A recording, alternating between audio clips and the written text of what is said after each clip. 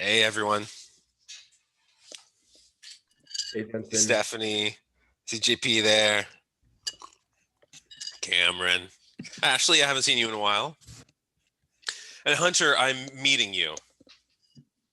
So today we're just going to, uh,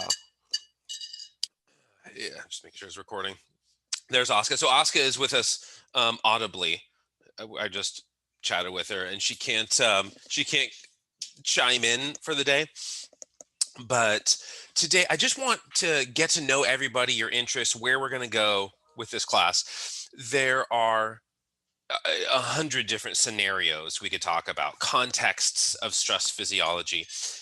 And I just want to get to know everybody's ideas and goals and what you want to do for your career, what you have done for sports and hobbies. And if you're a hiker, we'll spend more time in, the snow or altitude or whatever.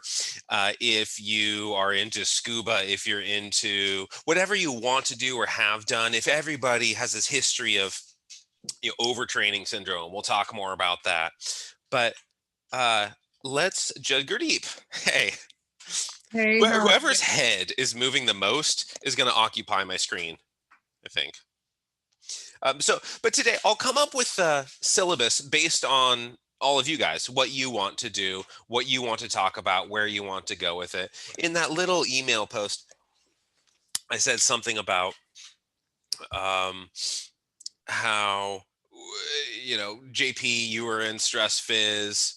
I don't know, Nathaniel was there was, I think Stephanie was, there's a lot of people were in stress phys last time, and Mark and I co-taught that class, and he did pregnancy, and he spent a lot of time on on pregnancy. And then I think I did all the specificity of adaptation. I did alcohol. So I did half the class, he did half the class. But this time I want it to be uh, have you helping decide the direction of where we're going. So let's start with JP, because you're next on my list. JP, you're the most proximal box to my face. So um what stresses and what okay, how about this? JP, tell us about yourself. I'm always stressed, so nothing, nothing lacking in that department. I don't really know what to start with. You kind of put me on the spot there, Okay, Jensen. but hold on, I'm going to comment on your background. It says insomniac It on. it does, and not the Dodgers, because I'm 100% a Giants fan. So it's Okay, always, in the Dodgers font though, insomniac. yeah. So Well, it was the only. Well, my friend gave it to me, and at first I was like, oh, but then I was like, hopefully people can read. So that's if you want to talk, sometimes people don't want to talk about the stuff that stresses them out. Some of you know I had the most like severe case of mold toxicity and almost died. I don't know if I want to talk about mold toxicity as an academic subject. I probably know more about it than anyone, maybe than anyone in California. I've read every article that's ever been published on it, beginning in the 80s and moving forward. Um, and I mean, my hard drive has hundreds of articles on this, and I've sort of devoured all of them and written like, I don't know, it's a little too close to home. I don't know if I want to talk about that. So if there's something where if someone's like, well, I had whatever condition, and it's just going to be like an uncomfortable topic for me to talk about, we don't have to talk about those ones. But so as I'm looking at insomniac, there's sleep deprivation, great subject, and we could talk about what science there is, and there's a lot. There's a lot of science on sort of natural remedies for insomnia, and what people would think of as things like, oh, a little bit of alcohol puts me to sleep. No, you'll mess up your deep sleep. You might sort of doze off, but you're going to wake up and your actual sleep values, your brain waves get all messed up in the night. And so there's a lot of things with sleep where what people think is true is old husbands and wives tales and whatever other tales. And but there is a ton of science on insomnia, sleep deprivation, what effects it has, its relationships with everything from test performance to cancer. Don't get scared, you're not going to have cancer. But these really strong associations, and where people have identified the sort of biomarkers of these relationships. It's not just epidemiological correlations where it's, oh, population surveillance, wearing your Fitbit, who gets 5 hours of sleep and who gets 8 hours of sleep. There's a bunch of MRI studies, and there's real stuff people are looking at with sleep deprivation, as well as less science, but there's still a bunch on circadian rhythm disruption, so diurnal rhythms or the day night cycle. Whether if somebody's a day sleeper, night worker, right? You work the graveyard shift and you're still getting 8 hours or 9 hours or whatever of sleep. What that looks like in terms of biochemistry and incidence of disease and stuff like that. So that's a topic that we could get into. I just don't want to force topics on anybody. I want it to be class consensus of where we kind of walk through the course. Now, obviously, I'm going to talk a ton about the foundation of stress physiology. So we're going to get into specificity of adaptation for the JPs of class. You've heard me talk about this in every single class. It's 129, it's 147. The last stress phys. This is one of my babies, is specificity of adaptation, because it determines our response to everything. People will talk about Hans Selye general adaptation syndrome and brilliant guy, 1,600 articles. But nonsense what he had to say about adaptation, and the core of what he had to say. He had a lot of very great specific things to say, but the core of what he had to say was sort of gibberishy nonsense. And so I'll start with specificity of adaptation, the nature of adaptation, why we adapt. And because we adapt to stresses attack us, whether it's the partial pressure of oxygen, whether it is cold, heat, it's humidity, it is emotional stress, it is sleep deprivation, whatever all of these stressors are. It could be exercise induced, it could be pregnancy, it could be whatever age, it could be the microbiome, right? You could be eating weird things and too much weird cheese, and then suddenly your microbiome is messed up. And so any number of things can stress us out. And we'll talk about the physiology of all that stuff. My first sort of cue was a Dodgers flag that says insomniac. So that's a topic that we could hit this semester. The other one just says Pacific. It's the one behind your head just says Pacific, I think. Yeah, it's just the flag. And then I have a little mini print of the poster from it. Oh, your poster? Is that your Tommy John poster? It is, yeah. My dad Nice. put it up a ton and shared them with all his colleagues after the fact. So good. That was very nice. Good. One of the few times he's been proud of me in my life, so that's great. That's good and sad. So there's triumph and defeat in that sentence. It's more good now in retrospect, because yeah. Okay. Yeah. So, JP, we'll come back to you if you come up with any thoughts on stuff you want to talk about, interests, whatever. Just chime in. Everyone should just unmute themselves and just feel free to chime in whenever. All right, Hunter, you're up next. You're next on my proximity row. So I don't know much about you. Give me the rundown. Okay, so I played baseball since 2016 and 2020. I called it quits in September just because it's not what I signed up for anymore. Okay, but you played baseball. It's like your whole life was baseball, and I see some Star Wars behind you. Yeah. And then just recently, you're no longer baseball. Yeah, no, it was literally baseball since I was 4 years old, and then baseball throughout college at Pacific too. That was its own beast, I guess you could say. Okay. But yeah, just the whole COVID thing, and I was just, I was kind of over it. But yeah, and then just like no structured training during COVID. Yeah, it was just really abnormal. Okay. Like it was, they're trying to keep it as normal as possible, but it's just so, because with baseball or pretty much any other sport, I feel like there's a definite strong degree of organization and just how everything's going to go. But with COVID, it's just so day to day, and I was so done with that. Okay. Yeah, it was just very, for me, stressful, and like any sport's gonna be stressful, but right. It was just, I was so different kinds of stress though. Stress phys, right? Yeah, exactly. Sort of the emotional stress of not having a structure, not knowing what's coming, and sort of the ambiguity. So I'm sorry to cut you off, but there's like the if you've ever sat on a dunk tank, you know those things where the kids throw a ball at it, like throw a little baseball, whatever at it, and if it hits the target, you're sitting on a little diving board and you go down into this disgusting water that's like hose water and it's filled with moss and lily pads and stuff. I used to work at the Boys and Girls Club, and in the summers you sit on the little dunk tank and the kids throw the balls at you, and the worst part is not knowing when you're gonna fall. You don't have structure. You don't have you don't have expectations that are being fulfilled, and you sort of not in control of your environment. There's this emotional turmoil, and if you were to look at certainly the kind of hypothalamic activity in moments like that.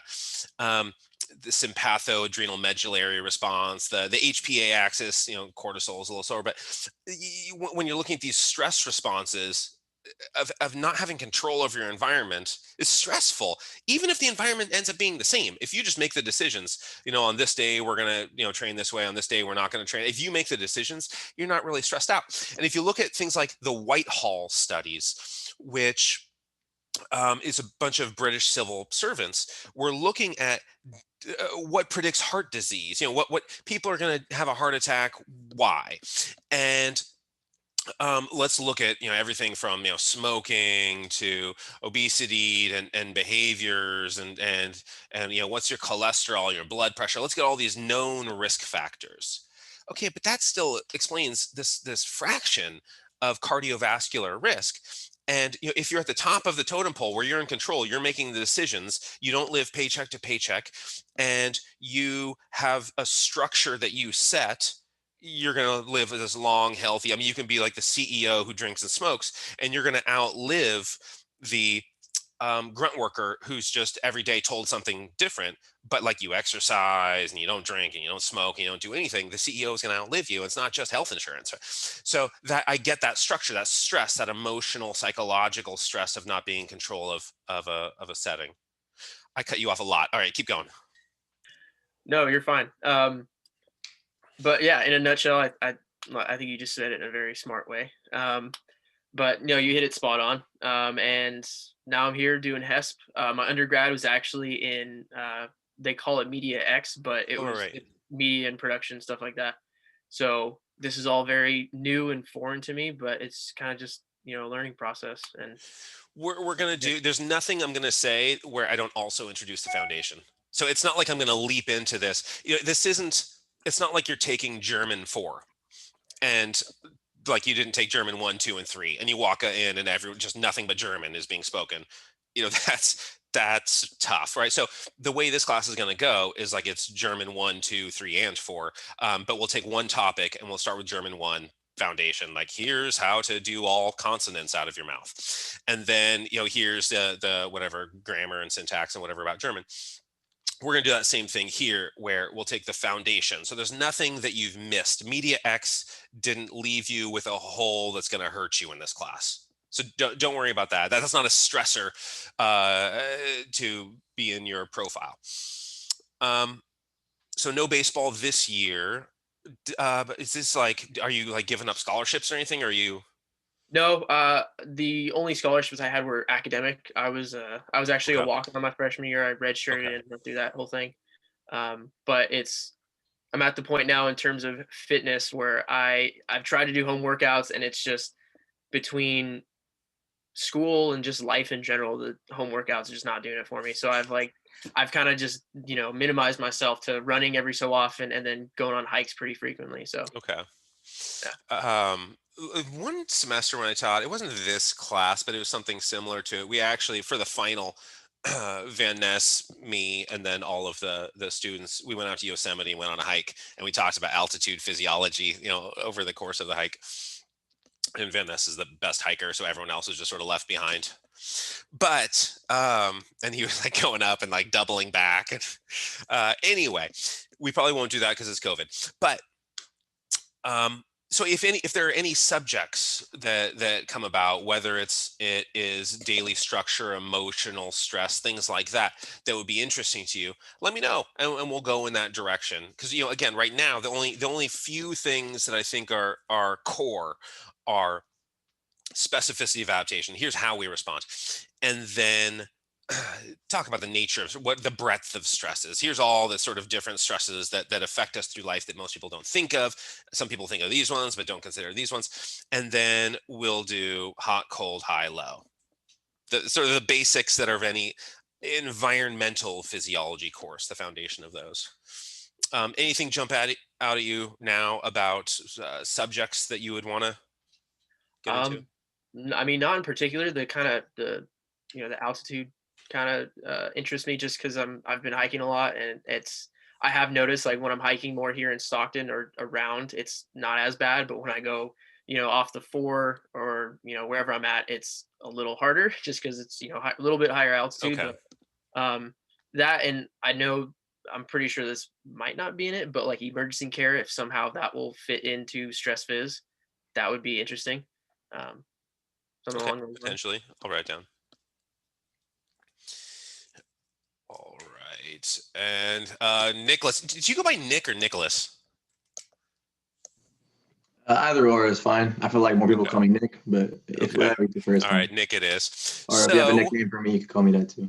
All right. So we've talked a bunch over email, but I haven't really met you and had a conversation that didn't involve keystrokes. So give me the rundown. Give me your interests. Give me your goals. Give me your experience.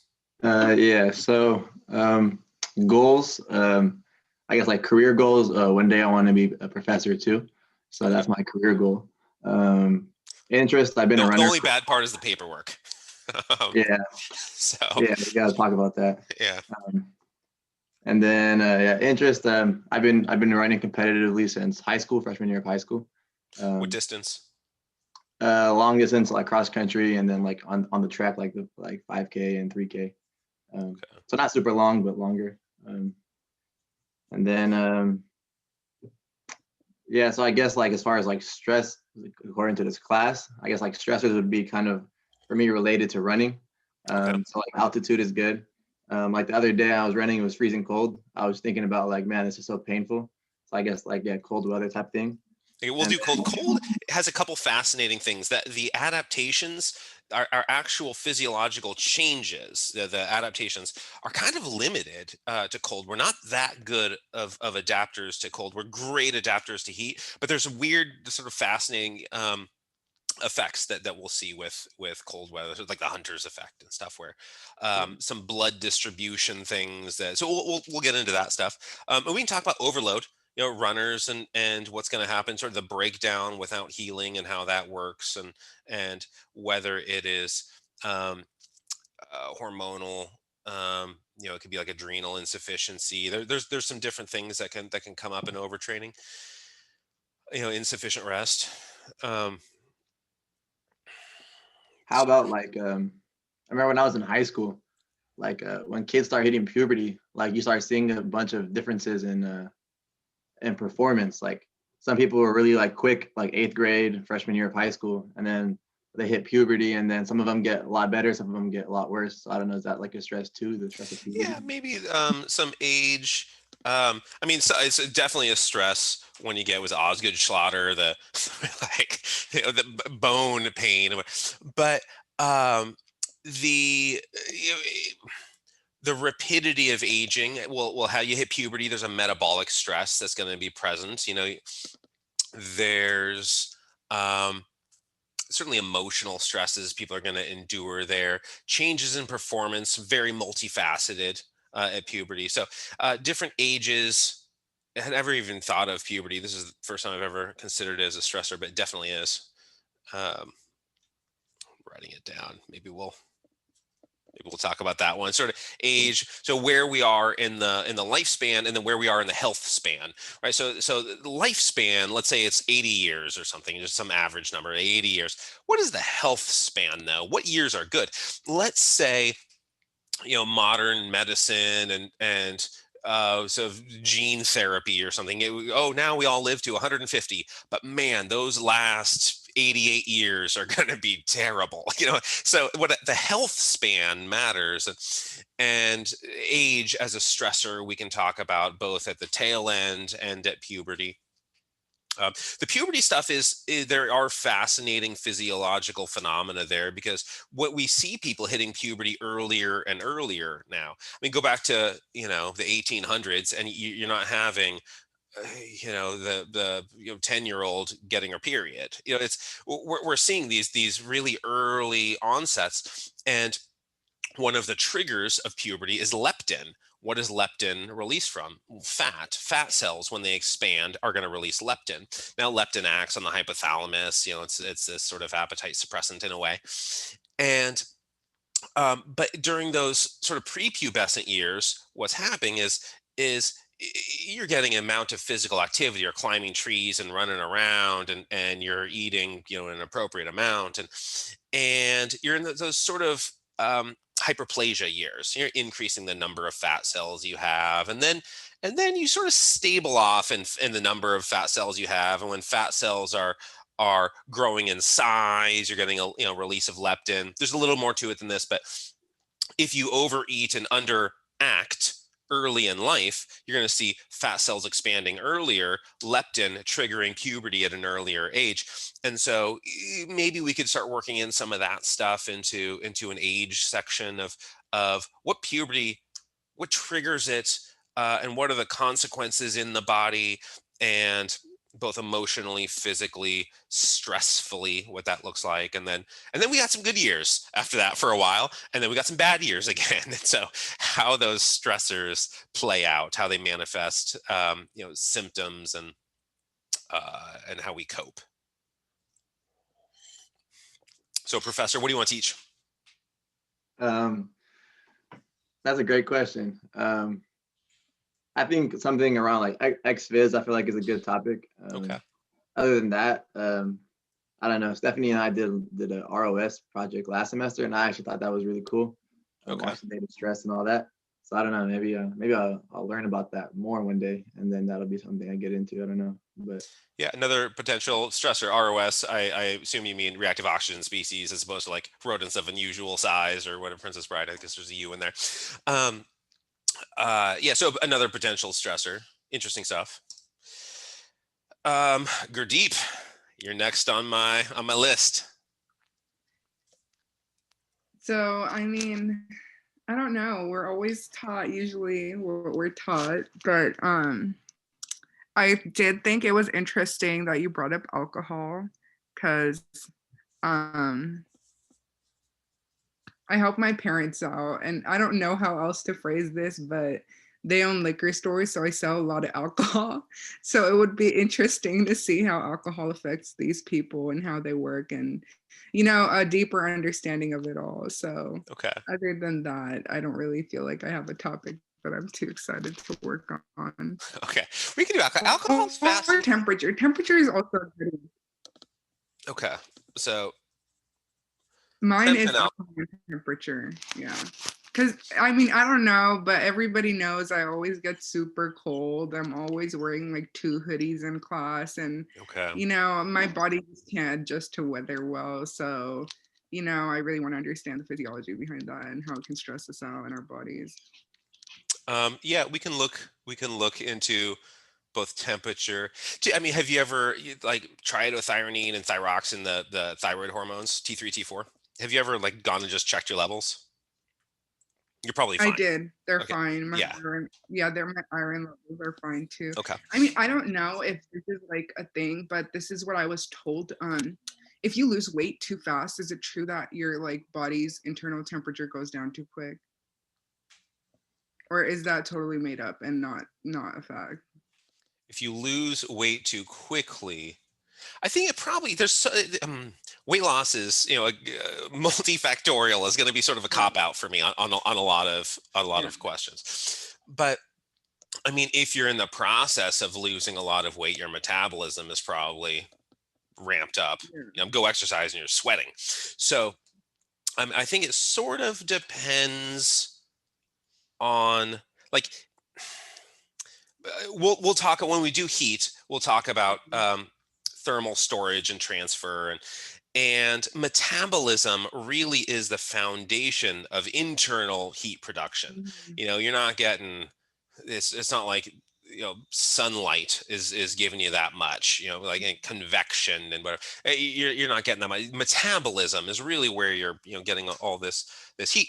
And so if you just go on some crash diet, what happens to your basal metabolic rate? Well, we probably have compromised catabolism. Yeah. And our anabolism is not revving.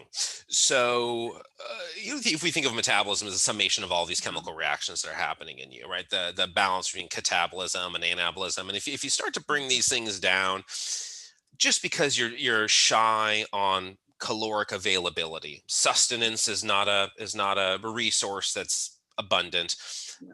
You'll probably get cold. Your metabolism is going to be slower, as they say. I mean, the way I did it, now that I look back at it, it wasn't. I was on a calorie deficit, but the amount I lost it so quick because I was like very overweight. So the amount I lost at that period was so quick that right after I lost it, it was like I've always felt cold since then. Okay. Like I never felt that cold before, but ever since I lost it, like, like I definitely, like, my body's temperature changed. How long has it been? It's been over 5 years. Oh, okay. I was just gonna say if it's been like, well, since quarantine, and you're No. like, I've been immobile in quarantine. Then, okay, yeah, we can explore some of that stuff.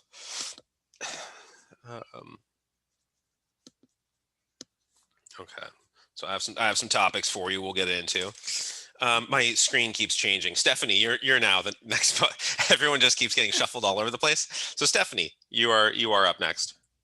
So I have several ideas that are like pretty random, and I don't know if they're just myths, but there's this one thing I even asked Dr. West in the past, but I don't know if it's just Asian households, but I always get scolded for drinking cold water. Like, we'll talk about that. So when people talk about gastric emptying and stuff, it's just it doesn't really matter. I mean, what people say. This I actually love this topic, and I haven't read literature on it since maybe 2013 was probably the last time that I read any literature on it. So I'll update my, but before I go, teaching it, I will make sure that what I'm saying is consistent with today's literature. But the studies that I read from a while ago were like, okay, what can slow down gastric? Because what people are saying is you drink something cold and like it doesn't exit your stomach. Like what you want is like, body temperature water. And like there's like nothing soothing about drinking warm water. I mean, it's so refreshing to have cold water. And so, but like, oh, it's cold. It doesn't like, but if the stomach were to be intuitive about it, it's like, okay, let's just distribute this temperature. Let's not keep a cold thing all right here all at once. Let's get it out and distribute it and change the temperature. So hypothetically, in my rational approach, it was like increase, but you don't really see a difference. The studies that I saw don't show a difference. It's just, do you want to drink refreshing water, or do you want to drink warm water that other than the taste might as well be piss, right? For all its temperature. And so it just depends what you really want to drink. Now, if you drink water and then you're like running and it's like jostling around, it's like, okay, maybe there's room for an explanation of like, is water being emptied? Are you actually hydrating yourself? But there's other things for hydration we can talk about too. Let me just write down hydration practices. It's actually a good one. So dehydration as a stressor. Because I mean, lots of people are dehydrated, and then you'll start to get all this advice, whether it's the temperature of the water or some of you have heard me say irritated, so these agitated sentences about when people say coffee's a diuretic. I'm like, what are you talking about? Even like beer you're going to get hydrated off of beer, and so what everyone thinks of as these diuretics, you have to drink water in the form of water, but it's no longer in the form of water as soon as it's in your stomach. right? It's no longer like straight water. And so like by the time your kidneys are seeing this stuff, well, what are you talking about? Water in the form of water. And is water in the form of water good? Yes. Right? Is water that's lukewarm or like piss temperature good? Sure, fine. Yeah, that's good. But when people have these really firm positions on what it means to rehydrate and the procedures of rehydration, water in the form of water, and it has to be warm and stuff like that, there's no science that I've seen behind it. And again, there's some areas where of physiology that I'm always very current with, whether it's mTOR or stuff like that. And there's some areas where it may have been like 7 years since I read an article on. So the hydration stuff, it's probably been close to 7 years, something like that, since I've read the literature. And I skim it because Lawrence Armstrong, who's now retired, but he was one of my old professors, and we currently have a book deal with Routledge for Stress Physiology is the name of the book, and world-renowned thermal physiologist. So he does a lot of hydration stuff. So whenever I log on to ResearchGate, he always has some new thing on hydration, and I pull it up and I skim it really quickly, but I haven't like devoured the hydration literature lately. And so when we get into that dehydration and its consequences and rehydration and its techniques, I'll make sure that I have done more recent literature reviews than what I have. Yeah. Really good topics, though. Because like what I always get scolded about is like, oh, it's like bad for your ovaries, and you have headaches, like long-term kind of effects, and not just like, it's always something mentioned in like pretty much all Asian households. So like, I don't know if it's like Chinese medicine, but like okay, and maybe I mean for a lot of these things that are again like the wives' tale type of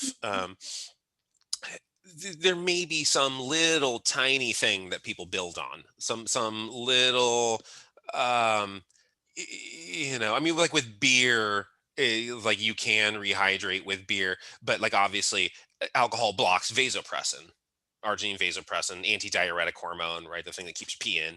And so if you block that thing, your pee's coming out more.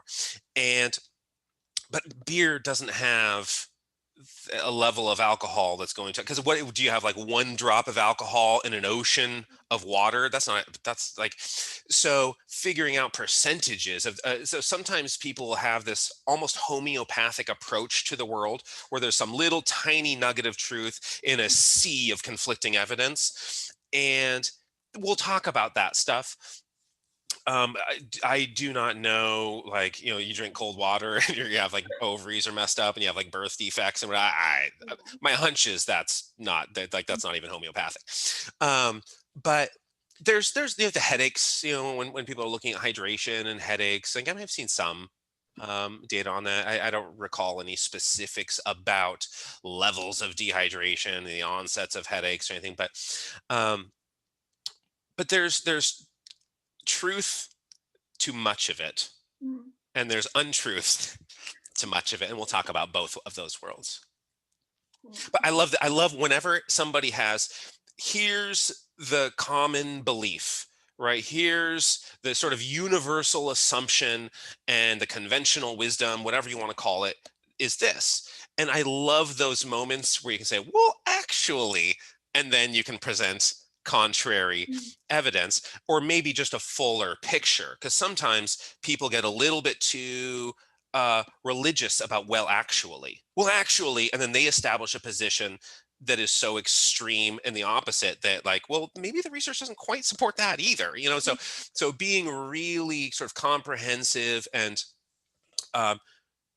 giving conventional wisdom its rightful dues, right, of kind of giving it a wide berth. So it's like, okay, well, conventional wisdom covers this little space, and when we talk about it from this perspective, it's sort of the straw man. We're just like blowing this thing down when technically it wasn't really saying that to begin with, if that makes any sense. But I love the conventional wisdom stuff because it gives us this platform where everyone is suddenly interested. Everyone says this thing. It's when I talk in 147 and 248 or whatever it is, about the mechanisms of fatigue and turkey and tryptophan and stuff. And so what people would say at Thanksgiving, oh, it's the tryptophan and turkey that makes you sleepy. Like, oh, it's not like it's technically, is there a little nugget of truth there? Yeah, but the nugget of truth is not the intention in how people say, you eat all the turkey you want, you're not gonna get sleepy. And so when we start talking about the potatoes, right, that's when we're getting tryptophan into the brain and the conversion to serotonin. It's the potatoes doing it. This is the culprit. And so but I love that here's common belief. Let's move forward from there, because it gives us this coat hanger to start hanging on cool little bits of physiology. So we'll definitely do dehydration. That's a good one. Right, who's next on my Cameron? You're next on my list. Hi, I'm Cameron. So do we just talk about what interests? Yeah, interests, whatever you want to. I mean, you could like, it's open mic night. Oh, open whatever you want to sing a song. Okay. Whatever you want to do. Well, interest. I would say my biggest interest is specificity of adaptation. Well, I think specifically like athletes training for their sport and then them transitioning into this different lifestyle where they're not training for a sport, they're training for general health. I think that's super interesting, a stressor. But that's also like a mental stressor as well. What else? Biomechanics, mTOR. Oh, performance nutrition. I think the stressor of like female triad athlete syndrome, that would be interesting. Kind of like what happens to your body physiologically when you're binging, when you're restricting too much, or like just in general, how to fuel your body for your daily activities. What else? Exercise and medicine, how to prevent disease. Really everything. Yeah, different. Here's what I found, and like, okay, so that's all really good stuff that will work in. There's a few points I want to make, and I'll probably forget most of them by the time I talk about the first. The specificity, definitely we're going to cover. So I'm glad you said that, where it's not just me saying, now I get to do my thing. So that other people actually care a little bit too. Transitioning from sport to health, it's fascinating, because when you look at, now this is just my observation, I have not seen data on this, but take sports that you don't really have access to these things. Now, Cameron, you water polo, right? Mm-hmm. Cool.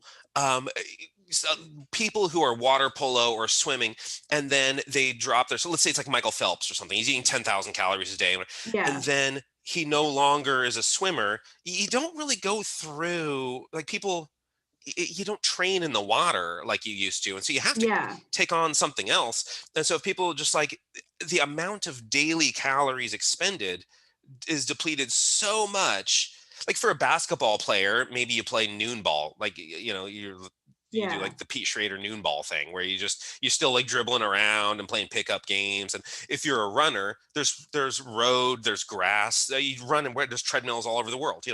Running, you can maintain that forever unless you break down there's a lot of foot strikes that happen over the course of life. But you lift weights, there's gyms everywhere, but like swimmers, you don't necessarily have just everywhere. You don't like travel and then like, oh, let me get in the pool. You don't necessarily have that. And so my experience with ex-swimmers is I have seen a lot more weight gain in ex-swimmers after leaving the sport than I do in other sports that people keep up in a recreational state. And so looking at that sort of stressor of what happens in transitions for athletes is a really good one.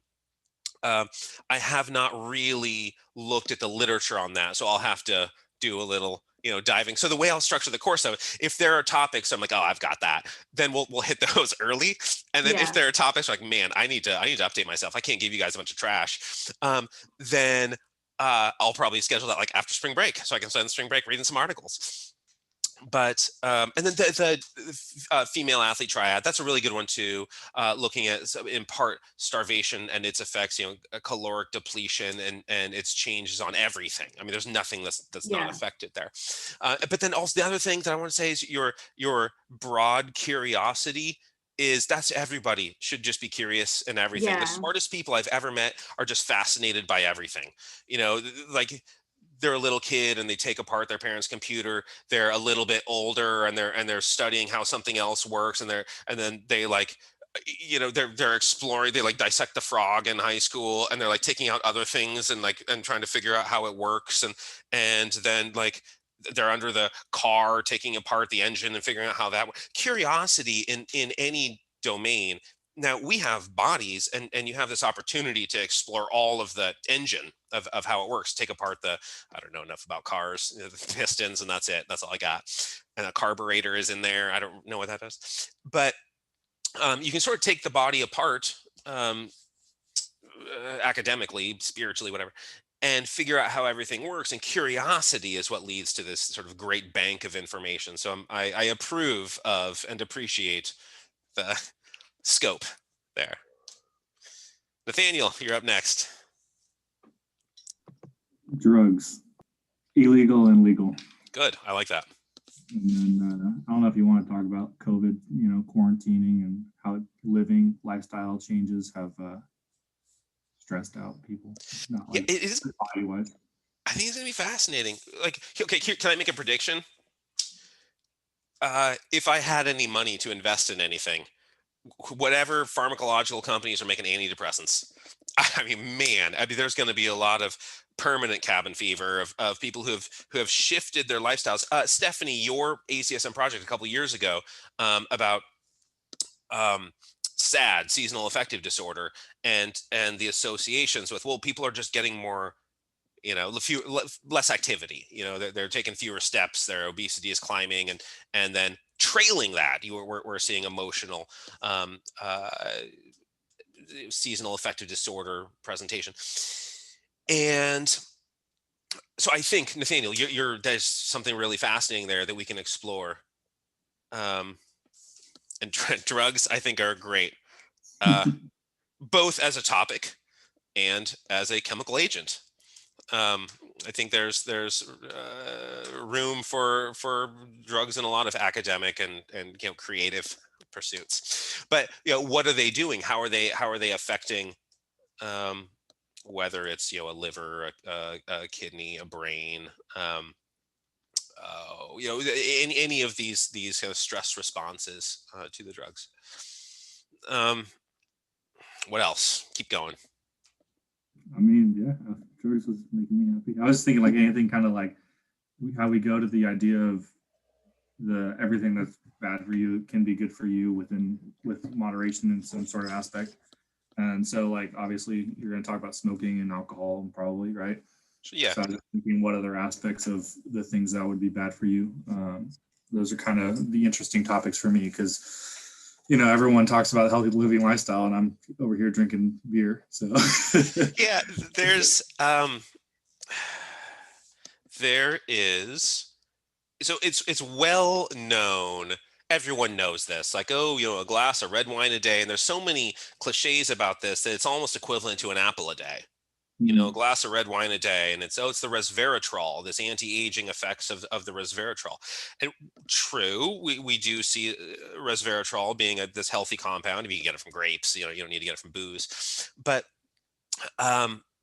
what seems to be the phenomenon of cardiovascular disease, coronary artery disease, peripheral vascular disease, whatever, however you want to, whatever your outcome variable is, whatever your dependent or outcome variable is, having a glass of alcohol every day, it almost doesn't even need to be wine. I mean, your beer, whatever's fine. And there's health associated with it, cardiovascular health. And there's large epidemiological studies that keep finding this. And sort of nobody's finding the opposite.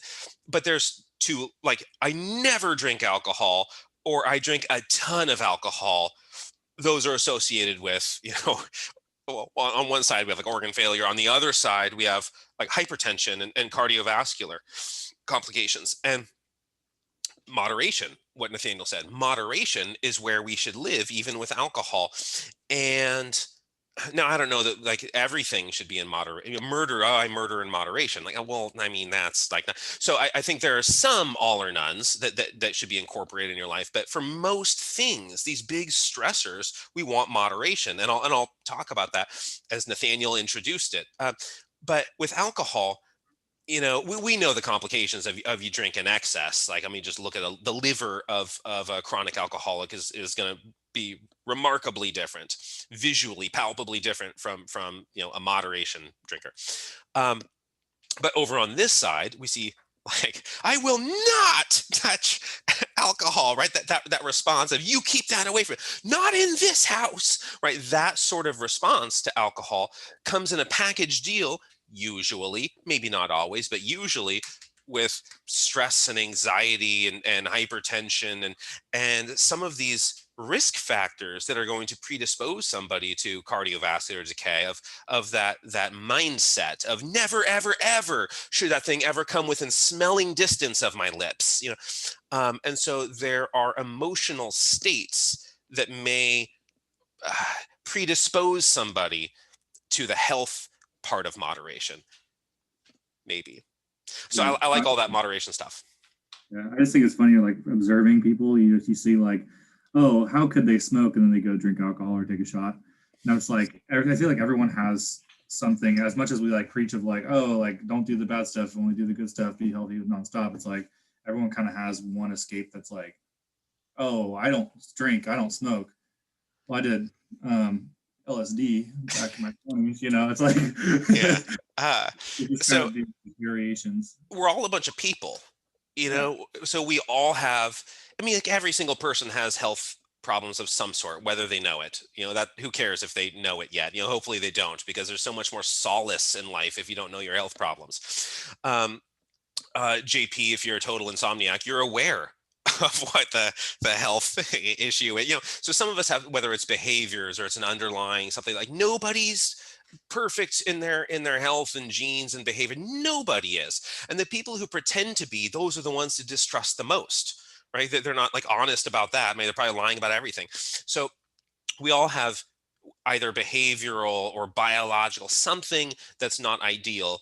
And I think to approach those things with a sense of proportion and honesty and not have that be one more stressor of, oh, woe is me, I'm the only one in the universe who, like, like everyone in the universe, like none of us is like unique. We're all like the same person over and over to a degree.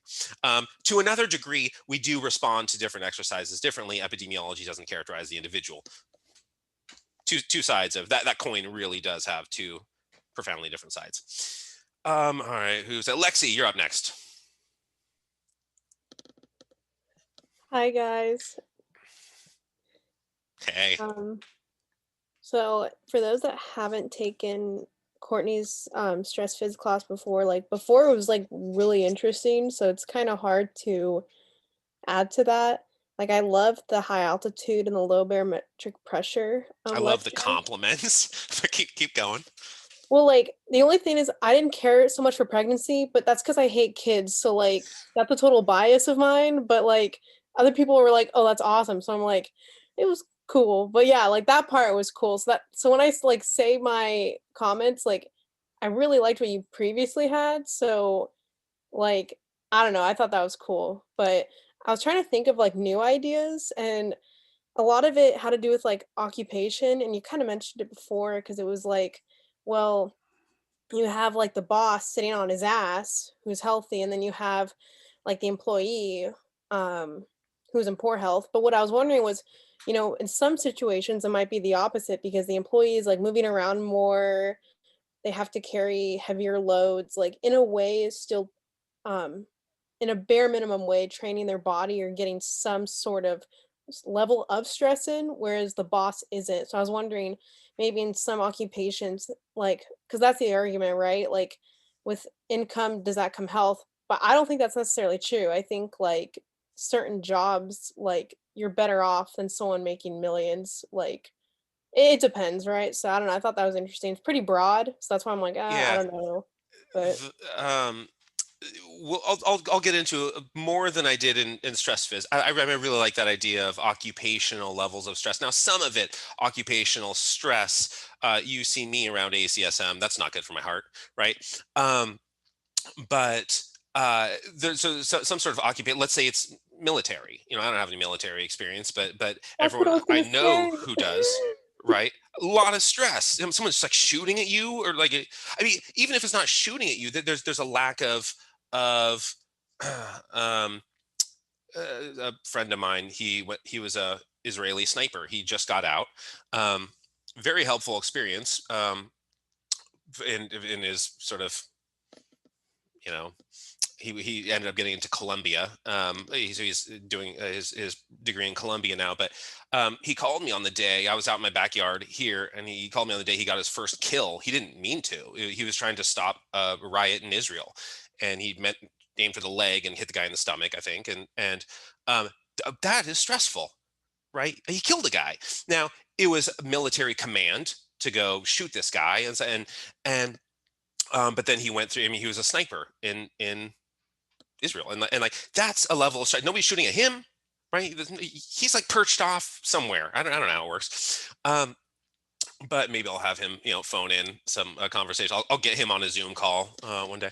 But so depending on the occupation, what it is. Now, what you said about, are you the bus driver? Are you like one of those like bicycle delivery people? What level of activity do you have? And what I've thought, the homeless population is so outrageously abundant now. Like, I've never seen anything like it. I mean, there's like more tents than there are houses.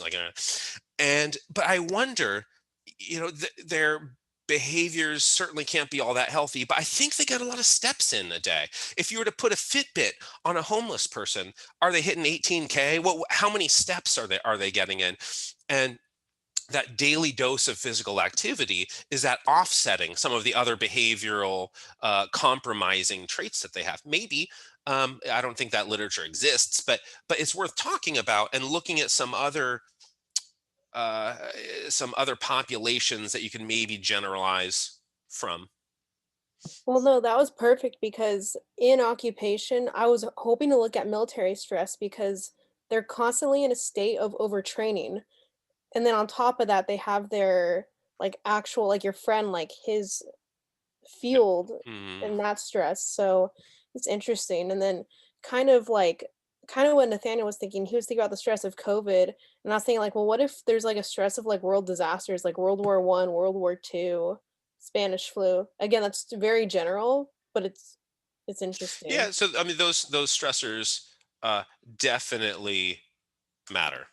I mean, all of that stuff is very relevant.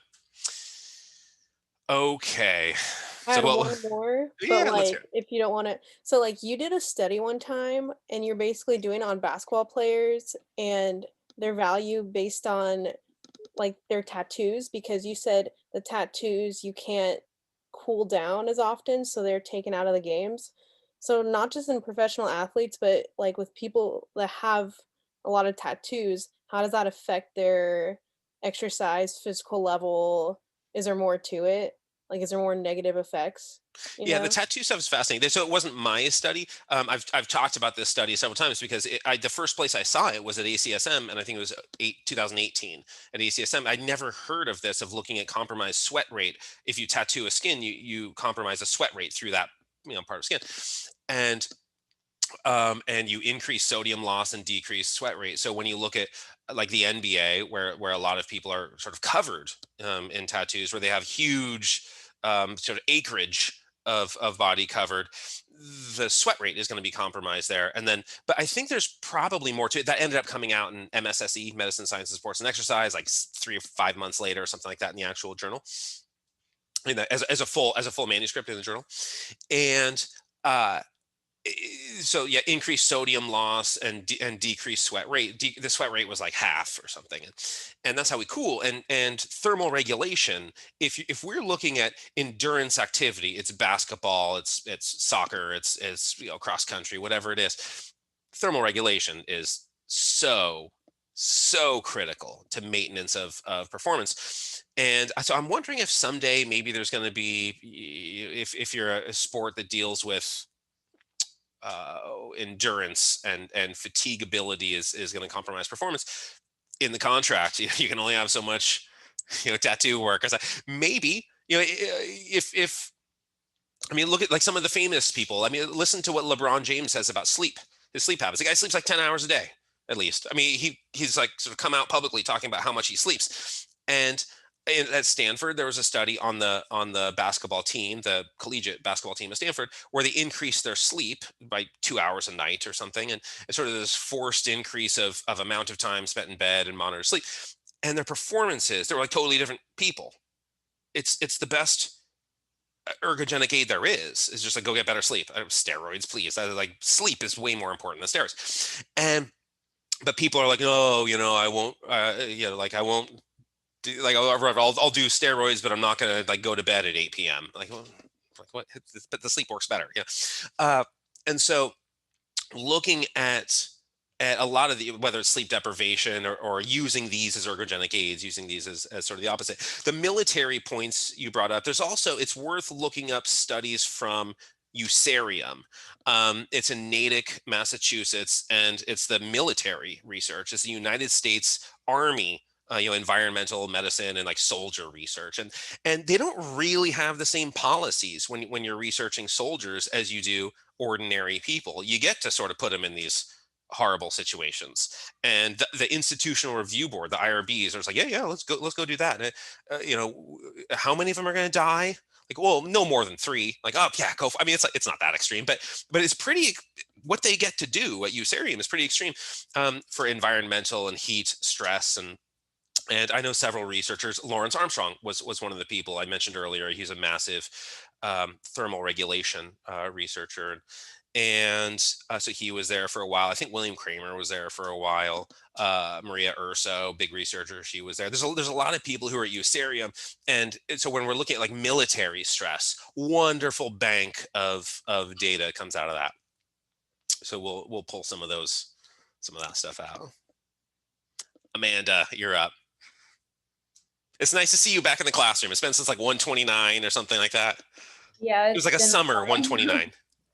Yeah. So hi, everyone. So things that interest me. So I have a relative that got COVID last year, sometime during the summer, and he still can't work out. Like, he's really healthy, like was super fit, and he's just like, I cannot work out. I can't run anymore. So I'm like super interested on post-COVID. And see how that affects people. So, do you know what sorts of symptoms? I mean, is it like chronic malaise? Like it's like chronic fatigue syndrome sort of experience? Yeah. Okay. Chronic fatigue, and also like diseases like cancer. So, my mom has a BRCA1 gene mutation, and my sister tested positive for it. I haven't gotten tested yet, but I'm super curious on the stresses that brings, because my sister like became a total vegan, doesn't touch alcohol, and like I do like the total opposite. I love IPAs, so I'm drinking beer too. So yeah. We can talk about sort of nutritional things. How much do you love your carbohydrates? A lot. Okay. Yeah.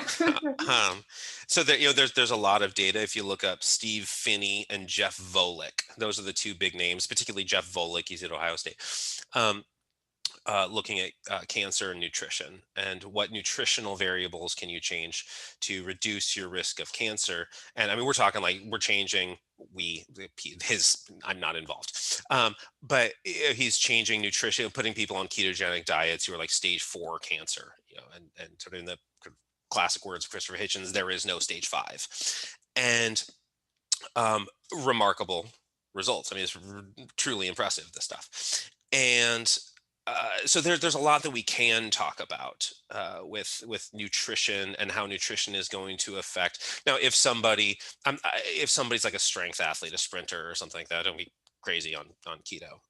But there are particular contexts in which ketogenic dieting, when you look at the ketones themselves, everyone uses, oh, ketones are poisonous, ketoacidosis, look out, and where, like, it's crazy. That's, I mean, like, yeah, there's like diabetic ketoacidosis, which is a potential problem, but the ketones themselves, I mean, like, your brain seems to prefer these things. Like, if you have cancer, this is the diet of choice. And so we can talk about some nutritional variables that could be manipulated in particular contexts, because one goal is not the same approach. Like, if your goal is X and my goal is Y, we can't just do the same thing and both arrive. Whether it's nutrition or it's exercise or it's sleep, it's timing, it's supplements, whatever it is, we have to be sort of consider the goal of the person. So I might bring in Van Ness for on the post-COVID day if it's getting into more chronic malaise. That's Van Ness's area of research. He doesn't have a class during this class, so if we'll get into some of that stuff. I'll read some articles about it, because that sort of gets out of my area. So I'm going to need to do a little bit of reading, and then I can bring in Van Ness to talk about some of the endocrine effects of myalgic encephalomyelitis, chronic fatigue syndrome. What sort of happens that causes this chronic fatigue? I mean, it's a fascinating subject, but we have like a world expert, in Lodi. I was going to say one office down, but man, the offices, you guys were all CC'd on that thing where they broke it into. Everyone's, it was everyone's except for Miguel's, I think, was broken into. And I'm glad Miguel's wasn't, because he's like the sweetest person in the world, and I would just feel even worse. But they had no idea what door. There's the door that goes into the offices, into like the suite of offices. You go up the back from 118, right? The stairwell from 118, and there's that door that goes in the offices, and there's the door right next to it that opens to drywall. Opens to nothing. They just put a wall behind it. That's the door that people broke in through, and they just. I got the door open, and then they just broke through the drywall, and then they kicked in all the other doors. And it was weird. It was like, it's super weird. I mean, it's still like the drywall is just all over main gym. I don't know why I'm bringing that up. So any other ideas, Amanda, that you would want to talk about, or interests? Also, like weight training within with athletes. I know at Delta, I think it's mostly because of time. So they go through training and then right after they weight lift. So that's, yeah. So I'm really interested in that whole area. Okay, so applied stresses, applied loads, and how that works. We'll have a little section on that. I mean, it's funny that resistance training has been a topic in the medical literature since really like the days of Thomas Delorme, 1940s. I mean, we're talking like Journal of American Surgery, and talking about resistance training on as a therapeutic technique, and so there's an abundance of resistance training data out there, and we'll get into some cool stuff. Celeste, you're up next. Okay. I know I'm gonna sound like I'm biting off of Amanda, but I literally wrote down post-COVID and compromised lung capacity, because similar situation happened to a family friend. She got COVID at the end of September or beginning of October, and to this day she says it still feels like the first day she's ever worked out in her entire life. Just constant fatigue. Anything to do with just compromised lung capacity, like people who suffer from like asthma, things like that. Okay, so we can also get into some environmental stressors, things like pollution, air quality, things like that would also acutely affect the lungs, and then some the more chronic stuff we'll do. I know as we get through, it's like a lot of these topics have been discussed, so I don't expect everybody to have something novel as we are going forward. All right, Alexis. Oh, there's two. I'm sorry, there's two Alexis. Green. Alexis Green. Okay. Hey, everybody. Welcome back. So for me, I mean, Jensen, we talked. Oh, Courtney, which one do you want me to call you? It doesn't matter. Whatever. Yeah, I have no. Okay. I have no preference. Okay. So Jensen. we talked over breaks, and like my ultimate goal is I want to have a recovery lounge, and I know in there like I want to incorporate stuff for like mental health as well. So like I don't know if anybody's heard of like flotation therapy, that machine. Has anybody heard of it? No, we'll look it up. It's really cool. And like you're like able to like lay in there with like 110 pounds of like some sort of like Epsom salt kind of thing. And it's like soundproof and it has a certain type of lighting and like you're just like a meditation kind of thing. So I want that in there too. I just discovered it recently, so I'm like excited about it. Anyway, sorry, I'm rambling. Overtraining, something that interests me. And like two, just being on Instagram a lot, like seeing how people do like at home workouts. So no weight versus weight. So you just talked about like resistance a little bit. Learn about that. And then also to like social and like environmental stressors. So like I know for me, like when I'm around like a certain type of like group of people compared to like other groups of people, like you get different like responses, I guess. Oh, sorry. Like, you know what I mean? So something like that is what will be interesting to me. And then also how Nathaniel talked about like drugs, like I know marijuana is popular as California, so like that would be interesting. And also like pharmaceutical drugs, because whenever something's wrong with me, my mom's always like, take this, take that. And I'm like, no, all the time, because I don't like taking medicine. So that will be cool too. And then positive stressors, that will be something I want to focus on, like positive something, good things is what I want to So worry it's not about. just negative, semester Yeah, over. yeah, Okay. yeah, basically. So Okay, yeah, and that's pretty much it. Okay, a lot of the positive is just going to be incorporating of these stressors in a moderation sense. What Nathaniel had talked about originally of whether it's what somebody would say my guilty pleasure. Yeah, but what level? Are the Borg scale of perceived exertion, 6 to 20, you just multiply by 10 and you should get your heart rate, whatever. But where is that? Are you like a 20 on your stressor? It's heat, it's sunlight, it's altitude, whatever. You're 20. Okay, well, that's a bad stressor, right? And all you have to do is just get it into that little Goldilocks zone, and then suddenly it's a good stressor. So all bad stuff becomes good. And when we're talking about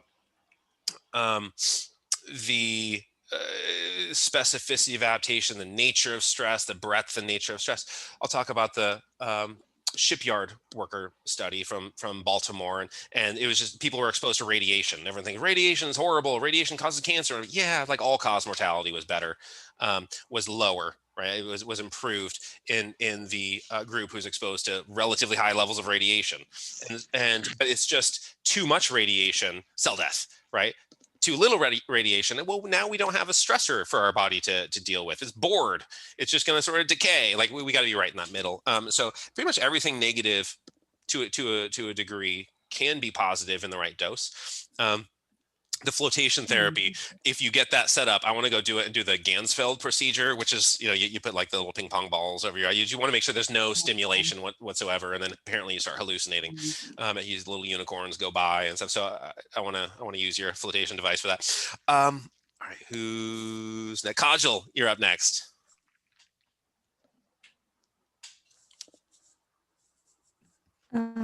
So I don't really have anything new to add. I think everyone already went over the things that I was interested. COVID, post-COVID, and sleep deprivation were two that I wrote down that I was interested in. Okay, we will do it. I think everybody, to some degree, not everybody, most people are going to be interested in sleep deprivation because we're all. I mean, some people have extreme versions of it, and other people, just look at your Fitbit sleep score or whatever, how many red peaks in the night that you were up and the few hours you got. And it's always a little bit discouraging in the morning. And plus, when you see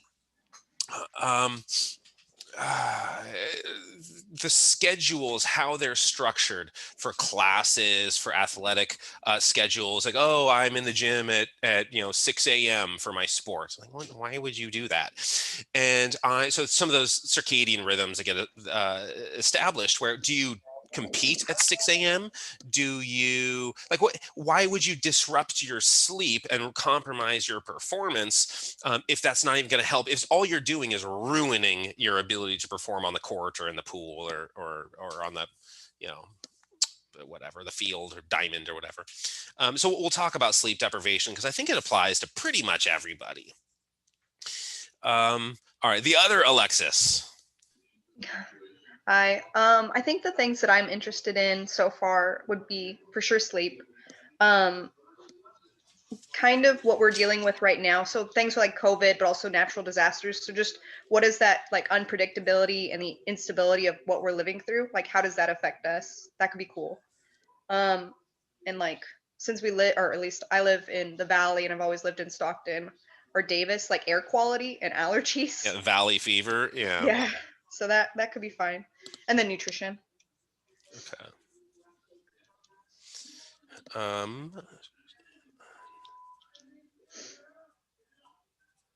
Okay. And Liam. Hey, yeah, so I got a few personally. I guess kind of tagging along with Nathaniel there with the drugs and kind of how they affect performance. Like amphetamines, like Adderall or Ritalin, or sort of performance enhancing drugs like that. Looking into how they affect us physiologically. Also, personally, I no longer have it, but I used to have sleep apnea, which meant I spent like a lot of the night sleeping oxygen deprived. And so kind of looking at how that changes the body from a performance standpoint, obviously like an upregulation of red blood cells or whatever it may be, whether that is a benefit or a hindrance to performance, or just how that affects a whole lot of things. I'm sure you'll touch on it, but training in the heat gets super hot here in Australia. So yeah, trying to figure that out. And COVID's like not even a thing there anymore, is it? No, not at all. I don't even wear a mask. It's yeah, just, like you guys did a real shutdown.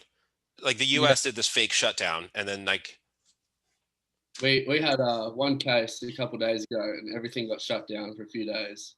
Yeah, like you guys have like a functioning government. Yeah. Like you actually shut shit down and it works. Those things work. If you pretend to do it, what the US did, and then like everyone, there's like a soft reopening when everyone's still sick, and then like it starts to spread, and then nobody trusts the government anymore. Like it's insane. The US is just insane with its policies. I don't know why the whole world can't behave like Australia. It would be so much better. Like just send over some politicians. We'll take them. No, they're not perfect here either, but yeah, a bit better than that, I think. Yeah.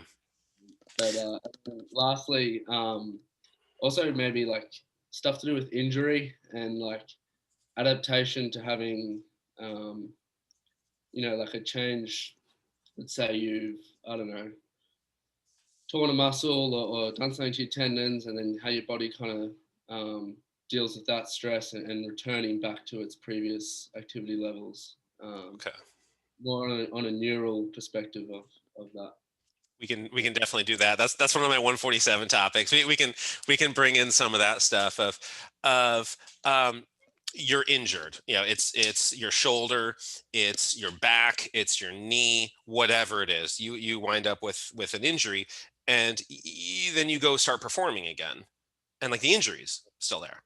Like it's not compromising your performance. You can still get the ball in the hoop, or if it's tennis, you can still serve at the same speed and but like the injury didn't go away. It's not like 0%. It's not like 100% healed and 0% present. And so the nervous system starts to rewire in how you recruit your muscle, and you especially see it's really prominent in the shoulder of which muscle groups take on which tasks, and they end up with a sort of inappropriate recruitment characteristics. my favorite article I can put up. It's Odson and DeLuca are the two authors, and they're talking about the low back, beautifully written, and just looking at how muscle recruitment characteristics change in the presence of injury. So it's really fascinating stuff. We can get into some of that. That was a big list for so late in the call upon phase. Lots of thinking time. Yeah. All right, Ricky, you're up next. Hey everybody. I mean, yeah, literally what Liam was saying, like injuries. I mean, I'm an athletic trainer for the softball team here on campus, so see a lot of different injuries and stuff. So wanting to see like the physiological, kind of seeing what modalities, what kind of new technology will kind of help advance that, and kind of facilitate and put the body structures and the best healing process. Love looking at stuff like that, and then also looking at workload to rest ratio between athletes, just because prior, back in the day, it's always, you're always working athletes year long and, drilling them to the ground. And then nowadays you kind of see professional athletes and collegiate athletes, put more emphasis on recovery. So that's always a big interest of mine. Okay, good. Yeah. And the workload is not just, people are starting to realize this a little bit more. The workload is not just how many hours are in the gym or on the court or whatever. It's not just how many pounds were lifted that day. The allostatic load is a summation of stresses. We talk about all of these stresses, whether it's alcohol, you have an emotional breakup, like you have some relationship, you're quarantined with people you hate or something. You have a stressful work environment, there's all these emotional stresses. And then over here, you have physical labor, some laborious task you have to do at work. And then over here, all of these different stresses, sleeplessness, and you have jet lag, and you have all of these, sorry, I'm just pulling up the chat box. Oh yeah, go guys. I'm going to post these online. So if you have to go, class is up. If you have to go, I'll get these posted online. But yeah, so the allostatic load is the summation of all of this, and the body has to respond to all. There's a part of Hans Selye, that general adaptation syndrome, which is sort of that all-encompassing nature that I do like, of we sort of acutely respond to all stresses very similarly. The chronic piece, where we're actually adapting, is very precise, but our initial response, that general alarm reaction, that's called, that initial response, is kind of the same for everything. And so all stresses do get sort of summed into the body in a similar sort of, into the great calculus of stress in the same way. So we can talk about that. That'll be good. Genevieve, it's good to see you. Hello, it's good to see you. It's good to see 2/3 of your face. Okay.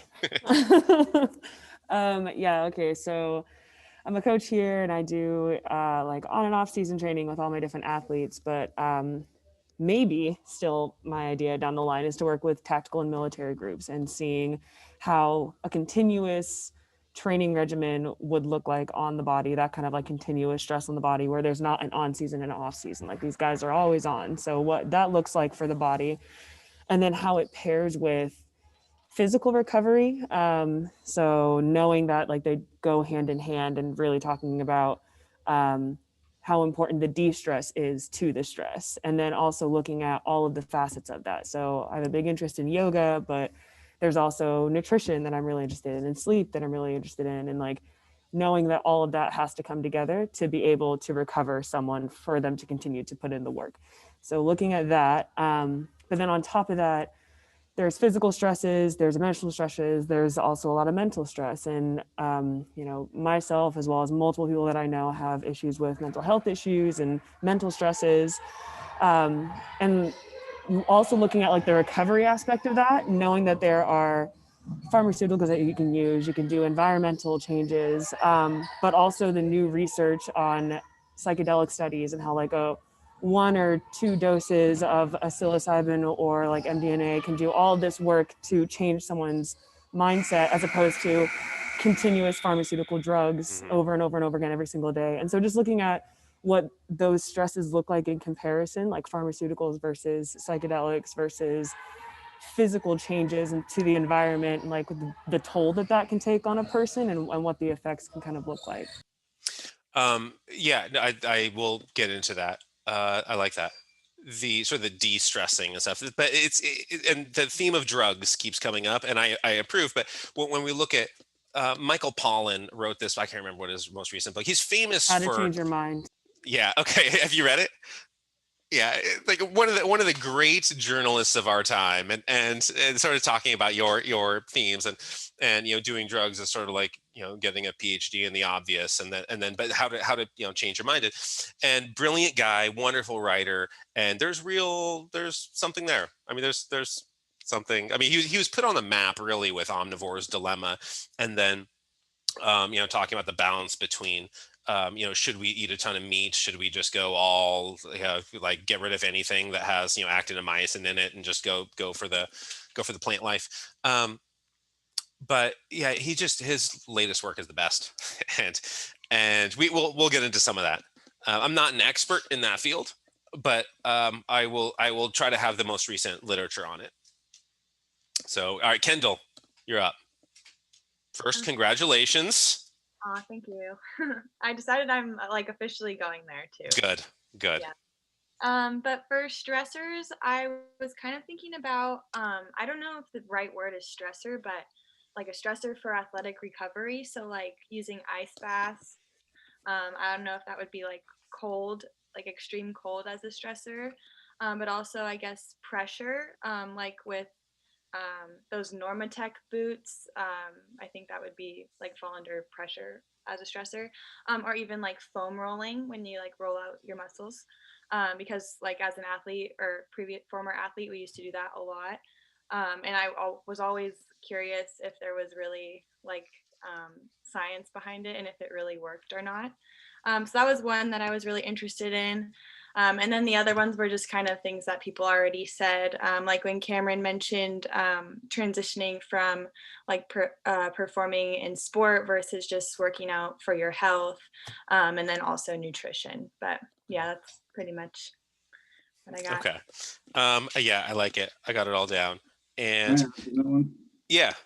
So like the macro level of like recovery and the optimal kind of what helps with recovery and what's detrimental to it. Can we look at the micro level of like the physiological pathway of recovery and how tissues regenerate and stuff like that, and what blocks it and what doesn't? Okay. So some of these things, like if we start talking about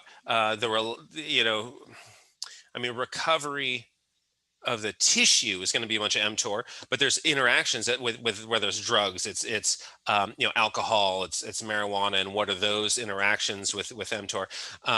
And then there's some hormonal recovery. So there's other domains of recovery we can talk about too. And I like all that stuff. This is really good. And yeah, the ice baths. For a while, people were opposed to those because like, oh, you're just going to shunt blood away from the skin. You're gonna have a bunch of vasoconstriction, superficial vasoconstriction, shunt blood away from the skin. An ice bath, you're not going to exchange heat. Well, why do people die off the Titanic then when they go in the ocean, the full body is submerged and they go in there? Why do they all get hypothermia in like a minute? Obviously the ice baths work, but when these things were starting to really come out, there was a lot of, when they were starting to be well used, Douglas Casa, CASA, is the big researcher for ice baths in the US, and it was a big push to get people to accept these things, and it just seems obvious. If somebody's having some heat stroke or even if it's just like some mild heat illness, well, like throw them in the ice bath. It just seems intuitive, but there was sort of a big argument against it. And then on pressure, there's a lot of directions we could go with pressure. There's the most interesting direction, which is Temple Grandin, who like just sort of like, let's like hug animals and give them satisfaction. I think she invented like a machine that like hugs cows or whatever, and she was just being hugged by her own machine, and super weird but brilliant. And so we could go in that direction of pressure. We could do compression, and compression appears to work in a couple of different ways. And so we can go through, foam rolling and pressure and compression and ice baths and all of that, and the pathways of the cellular and sort of overall physiological responses of why are we not recovered, and what's the mechanism of recovery. So I got a lot. I got both sides of that paper. So I'll start to put together the syllabus, and before we meet next, I'll have one. Anything else I want to have in my recovery place? Let's talk about that. Okay. So Kendall, you got a message in the about everything I want in my recovery place is what you said. So I'll start assembling this in a coherent way. I'll get the syllabus put together, and we can take detours as we go.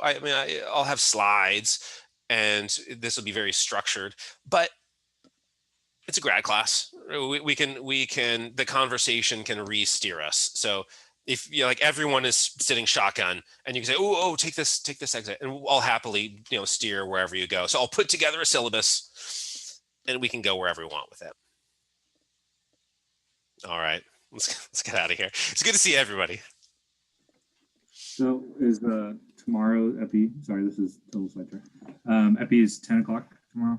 10 o'clock. Yeah. And I'm having them watch last year's recordings and just saying, I'll be there every day for office hours, like for class, every single class period. And Cameron, I'm doing the same thing with 147. I told him that today. I'll post the lecture on there. But so I'm just going to give an introduction of here's what this semester is going to look like, because like there's just too much work. I can't do it. So just watch those. The only class I'm giving novel lectures in where it's going to be live and words coming out of my mouth is this. Like this is my only like new class. The other ones, just watch last semester's lectures. That'll suffice. Because I don't have enough hours in the day. But I'll be there for office hours with them. So if you're free at 10 tomorrow, just show up and we will coach them through how it's going to work. Sounds good. All right. Is Muscle Fizz at noon tomorrow? It was at noon today. Don't worry. So at noon today? Yeah, noon 30. It was right before this class, and I said like super glowing things about you, and I have your email address, and I say it's totally fine. Damn, I had it in my planner as tomorrow. Yeah, I think Epi is tomorrow, and then Muscle Fizz was today. But like you'll have noticed that like our class was it last night? I posted it. Yeah. So ours was posted last night, and I did Epi and Muscle Fizz, I think, that morning or something. I mean, this is really like this is all post ACSM and all the paperwork for last semester. As soon as I finished ACSM, I transitioned into all the administrative paperwork, and then like, okay, I have to put classes together. Like, and so that's why I got ours out, last night, and why we still don't have I wanted to do this anyway to figure out what we should talk about, so I don't just do the Courtney show the whole time, that it becomes this sort of guided voyage. But yeah, so Cameron, if you feel like showing up, it's just question and answer. It's office hours specific 147 during all three sections. And for 180, it's office hours specific 180 during those two sessions, Tuesdays and Thursdays. And this one, I figure office hours are like now. It's just because I don't have a class after this. So anyone who wants to stick around and chat about whatever, like we can just do it that way. Yeah, makes sense. I have to register for independent study. So how do I do that online, virtually? Oh, will you write Miguel and CC me and say, do you want 191 or 97? Independent study is 91. Yeah, 197, I believe, right? So 197 is independent research. Whatever one you haven't taken, because you've taken, 291 or 297 grad. So the 291 or 297, I guess you wouldn't have taken either one yet, right? No. Okay, yeah, so either one's fine. And just come up with a nice name for it. Look at your transcripts, and if we've used biomedical statistics, if we've used like applied biomechanics, if we use, just come up with something else so that your transcript continues to have novel words on it. Did you want to work on manuscripts or? Yeah. Okay. Definitely. Sounds good. Let me know when you're free, and then because I'm a little more free during the day. At nights I work, so. Okay. Are you day sleeping? Are you? I'm day sleeping. Yeah. Okay. Yeah. So that section will apply to you too. It's not just JP here. I think it's like half the class is going to be. We'll do a good version of sleep deprivation and curative whatever. JP, you okay with that? Yeah, no, that's for it'd be great if it were in the evening, but I'm sure that conflicts with a lot of other people's schedules. So Yeah, well, I'm gonna post them. I'm gonna post the lectures, and so you can watch them in the evening. If you can't make it, if there's conditions where you can't make it. I mean, if I'm lecturing to nobody, the lecture's gonna suck. But I will post these on Canvas. Yeah, sounds good. All right, I'll see everybody. Wait, Jensen, can I talk Yeah. to you real quick after? Uh-huh. All right, cool. Should Yeah, I, after they. should I stop the recording? Can I go? Yeah. Okay, I'm gonna stop the recording. Alexis, Find you the can go button. first if you want. No, go.